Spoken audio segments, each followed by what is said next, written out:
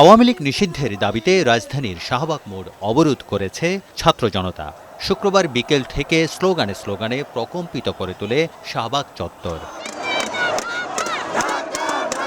তাদের দাবি একটাই, আওয়ামী লীগ নিষিদ্ধ করতে হবে। আওয়ামী লীগের মধ্যে রাজনৈতিক দল হবার চরিত্রগুলো অনুপস্থিত। আমাদের দাবি আমাদের রাজপথে মিটিয়ে দিতে হবে। আমরা কোনো আশ্বাসের ভিত্তিতে আন্দোলন বন্ধ করতে পারি না। ব্যান্ড না করা পর্যন্ত আমরা উঠবো না। এর আগে গত রাত থেকে প্রধান উপদেষ্টার বাসভবন যমুনার সামনে অবস্থান নেয় ছাত্র জনতা। রাতভর অবস্থান শেষে বাদ জমা গণজমায়েত হয়।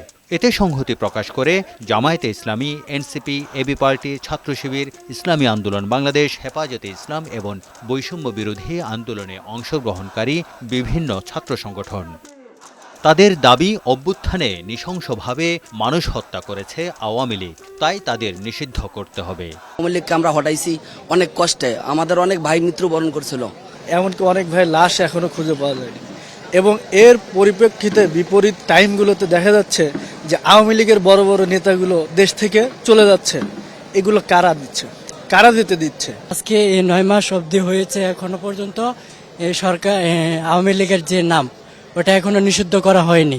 গণজমায়েতে এনসিপি নেতা হাসনাত আব্দুল্লাহ বলেন, আওয়ামী লীগ কোনো রাজনৈতিক দল নয়, তাদের হাতে রক্তের দাগ। যতক্ষণ পর্যন্ত আওয়ামী লীগকে নিষিদ্ধ না করে, আওয়ামী লীগকে নিষিদ্ধ করে প্রজ্ঞাপন জারি করা হবে, আমরা জায়গায় ধরবো না।